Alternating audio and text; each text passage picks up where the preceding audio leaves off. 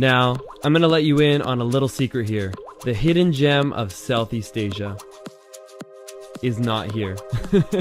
Bali is probably the most visited place in all of Southeast Asia, but there is a reason behind the madness, and I'm here to show you why you need to book your next ticket to Bali. My name is Christian LeBlanc, and I'm a travel vlogger from Canada. I've been making videos for the past 2 years across Southeast Asia, and I've probably spent about 3 months of it in Indonesia. Now, without further ado, let's hop into the video. Starting with number 10. Seminyak is probably the most developed part of Bali. Staying in an incredible villa just like you see here could literally cost you just as much as staying in a 4-star hotel in a Western country. Oh wow, this is... Oh my gosh. Here we are. How nice is this? Money just goes so much further here. While I don't rank Seminyak high for the adventure factor, it definitely has a lot to offer if you're just looking to put your feet up, enjoy some luxury living. But one of the incredible things about Bali is the living cost is much more affordable. It is home to many resorts, incredible fine dining, and excellent nightlife. And speaking of good food, Motel Mexicola is a great place for nightlife and food. But be wary, it is quite expensive. Number 9 is Gunung Kawi. Now, I'm probably not saying it right, but this is an incredible temple built into a hillside. The environment is in the lush green forest of Bali, and there's something very unique about being here. You truly feel like you're experiencing some of Bali's history.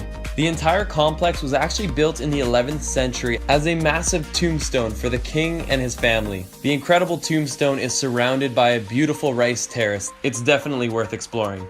Next up on the list is Jimbaran, somewhere I had one of the most remarkable sunsets of my entire life. Jimbaran can also be quite touristy. There's a lot of people that go here to enjoy the sunset, enjoy some fresh seafood, but that's not necessarily a bad thing. You can definitely expect to compete with some crowds, but you'll have a remarkable night with some great food. We had a delicious entree of seafood at one of the restaurants here, and there's many to choose from. Bali is filled with incredible waterfalls, but the two that stood out the most to me are Tugunagun and Padang Bulia. These two waterfalls are an incredible day trip. Tugunagun is probably the most visited of all the waterfalls, but I'm actually sharing with you a little secret here. Padang Bulia is by far one of the most unknown waterfalls that is worth visiting in Bali. This is truly a local secret and a Lost LeBlanc find.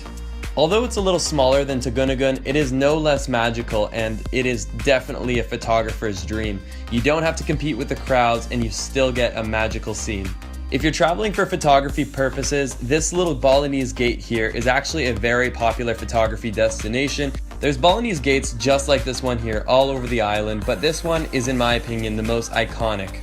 This gate here is actually kind of on the way back from Padang Bulia, so they can definitely be mixed into a day trip together. If you're looking for someone to show you around Bali, I highly recommend Bali Customized Tours. My friend Pancha has showed us around a couple of times, and he's the best tour guide I've ever had. Keeping on the theme of the Balinese jungle, we are now going into the depths. This is Ubud. Ubud is a really cool, kind of yogi, easygoing town that has a very unique Balinese culture to it. It's filled with local markets, coffee shops, incredible restaurants, high-end hotels, and even low-end hotels, so it fits all budgets. Ubud is pretty much a must-visit place if you're coming to Bali. It definitely is one of the more popular tourist attractions, so it does get busy. If you're looking for a fun day trip, one of the things you can do is the Ubud Monkey Jungle, although again, a bit of a tourist trap. It is quite fun to be able to see all these monkeys hanging out. Also worth noting, if you're looking to do a little interior decorating with your house, Ubud is full of these local craft shops. The thing that I love most about Ubud is that once you get out of the proper town area, there's some incredibly relaxing hotels or villas that you can stay in. We stayed in one place that was called the Glamping Resort, and essentially we felt like we were in the middle of the jungle, but with the comfort of nice amenities and great food. Cinnamon. Apparently it has some of the best uploading speeds in all of Ubud. Good internet can be very challenging at times in Southeast Asia. One thing I will definitely caution you on though is that Ubud is surrounded by rice paddies, and rice paddies are inhabited by insects. I don't know if you can see this, but look at this thing on our window. My god, it literally just ate them off. It has it in its mouth. This. You're crazy! There's a lizard on the wall. They're building a nest in my room. They're building a nest. As soon as night struck, there was a couple villas we stayed in where the open concept became our worst nightmare. Just make sure you're prepared because, you know, it might just bug some people. We are now halfway. Number 5 is actually a place that's not in Bali, but it's close enough I thought I would include it. These are the Gili Islands. I've visited countless islands in my life, and the Gilis are some of my favorite. There's simply nothing more laid back. There are no cars here, there is only pedal bikes.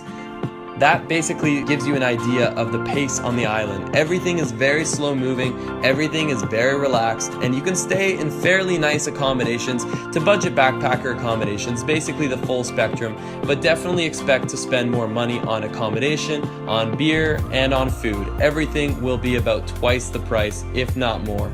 The Gilis actually had surprisingly great nightlife as well, which is something I wasn't counting on but definitely enjoyed. A lot of people will come here with the intention of staying a day or two and end up staying a full week. You can definitely find yourself getting in a bit of the nightlife routine. They actually have some snorkeling tours and they're only like $5 or $10. They're super affordable. You're on a boat for half the day, they give you a snorkel, goggles, and they even bring you to a place where you can get some food. Now that's pretty much where they make most of their money because there is a markup on the food, but it's totally worth the day trip. Even if the snorkeling was very mediocre at best, it's a great way to meet people and it often leads to a great night out. Of course, one of the main activities of being in the Gili Islands is simply sitting on a recliner chair and drinking a beer. The beer of choice in Indonesia is called the Bintang, and I must say it is some of my favorite beer. Now, the next on the list is Kuta, and Kuta is actually a place that has very mixed reviews. Depending on who you talk to, some people will say they loved it, some people will say they hated it. Tons of people come here to party, get cheap food, cheap drinks. Essentially, it's the most westernized part of Bali, and it's pretty much the nightlife capital of the island. This is definitely a place that a lot of backpackers like to come, but there are high-end budget people that stay here in the nicer hotels and resorts. It has pretty much everything for every budget. If you're just wanting to get into surfing and you're looking for a great beginner's place, Kuta actually has a beach that's fantastic for that. The waves are very manageable and you can pretty much go down to the beach and rent a surfboard on any single given day. There's no security deposits, no insurance forms to fill out. You simply give a guy like $5, he lends you a surfboard and you're off. Now, if you're one of those people that need your Starbucks fix, you won't have a hard time finding one in Kuta because it has everything from Starbucks, McDonald's, and pretty much every other popular restaurant chain. Similar to Seminyak, I give it about a 0 on the adventure scale, but if you're just looking to chill out, enjoy an affordable cost of living from accommodation to food, then Kuta could be your place. Now, number 4 is somewhere I have never been before. This is Uluwatu. This is a place that people absolutely rave about. Uluwatu is in the very southern tip of Bali, and one of the best things about it is that you have a much quieter environment, but you still have amazing villas, hotels, restaurants, and some of them are even built on the side of a cliff. There's a few very iconic sites here, including cliffside temples, and I highly recommend you add Uluwatu to your list. The footage you see here is not Uluwatu, but it gives you a bit of a feel for the area. I will be going to Uluwatu first thing when I go back to Bali in like 2 weeks. Now, number 2 on the list is a place called Canggu, and Canggu, or Canggu, depending on how you want to pronounce it, is definitely one of my most favorite developed areas in Bali. It's not off the beaten path, but it has enough of a quiet side that you feel like you're outside of the busyness of Bali, and yet you have a nice surf town feel to it. There's a lot of surf shops because this is one of the best places to catch the great waves that hit Bali. I tried it as a beginner and I got destroyed, but I will not discourage you from trying it. Find everything from entry level to expensive villas and hotels. Similar to Ubud in a sense, it has kind of a laid back feel to it. It's very chilled out. It's the kind of place where you got those really hipstery, trendy coffee shops and restaurants and other beach town feels to it. If you're looking for what I believe is one of the best places to go out in Canggu, I went out to Old Man's, and yes, that sounds really weird, but that's probably the most popular and it's right near the ocean, so the after party normally becomes the beach. And my number 1 recommendation of Bali is... That was my really bad attempt at a drum roll. And you've already seen the little text below, so I kind of gave it away. But Nusa Penida. This right here is the hidden gem of Bali, and it might not be staying that way for long. I was there about a year and a half ago before anyone was talking about it, and this place dropped my jaw. Within about a 45-minute ferry off the mainland of Bali, we arrived. this place is something out of a dream. It's been over a year since I've been there, and things have definitely changed.